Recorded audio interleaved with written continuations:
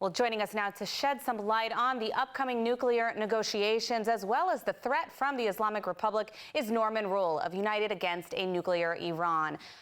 Norman, thank you for joining us today. Pleasure to have you on. Thank you. Given the regime's latest missile transfers to these Iraqi militias, how seriously should the international community take their participation in nuclear talks, whether direct or indirect, this weekend? During the last 20 years, Iran has participated in several different nuclear talks. In 2003 and 2013 and 15, under the Biden administration, during each of those periods, Iran provided proxies with substantial weapons. In fact, during the heart of the JCPOA, the Obama administration's nuclear deal discussions, the Quds Force was conducting robust training, weaponization, and funding of all of its proxies throughout the region. And indeed, through these upcoming discussions, Iran is going to seek to divorce its regional activities from the nuclear talks, and the Trump administration is going to attempt to do the opposite, which is to say, we're not going to have a nuclear deal if doing so just provides Iran with resources to fund militia building and terrorist building throughout the region. And I think that's going to be the challenge of Saturday's talks. Now, Hezbollah does seem to be, at least initially, backing down after a serious defeat. Do you think that other proxies of the Islamic regime, those in Iraq or even the Houthis in Yemen, would possibly follow suit? Or are we looking at a new escalation front, especially when it comes to Iraq that just received some of these long-range missiles? I think we're looking at a period of time when each of the proxies is going to be defanged strategically.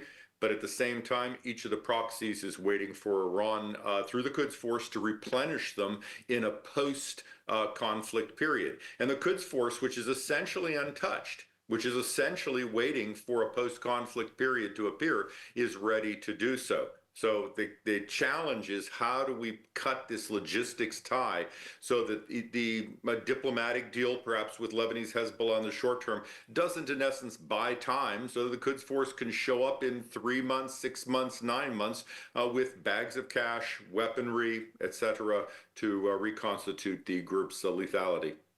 Well, we've already seen Tehran backpedaling a little bit, insisting they won't have talks, then they won't have direct talks, and now adamantly claiming they won't deconstruct their nuclear weapons program, one of the demands of the United States. Given that, could a successful deal actually be reached, and what would that look like? Iran's behavior is entirely consistent. Throughout the past 20 years, they have bellicose rhetoric. They deny direct talks because indirect talks are slow and break coalitions. They then seek indirect talks where they refuse to talk about regional issues, missile issues, hostage taking, and they just try to retain as much of the nuclear program as possible, and again, preserve the regional issues and missile programs. Right now, you've got a such situation where the United States and Iran are going to try to basically see what the talks could resemble. I don't think we have an idea of whether or not there will be negotiations. We just have a meeting where people are going to see whether or not there could be negotiations. Now, finally, from a U.S. policy standpoint, I mean, what should Washington be doing differently, if anything, right now, to pressure this regime? I mean, should they even be talking about nuclear negotiations? Absolutely. In fact, for the first time since 1988, the Iranians are under a trifecta of extraordinary pressures: politically bankrupt, economically bankrupt, extraordinary security vulnerability. The Iranian regime is facing a very difficult period. So we should have maximum pressure.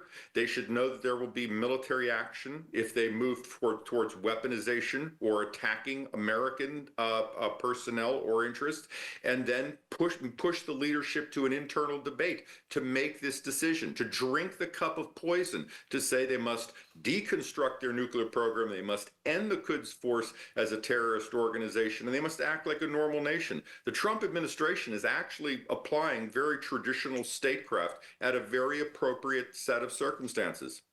All right, well, unfortunately, we are out of time, but I want to thank you for joining us today, Norman Roule. Thank you for your insights. You're welcome.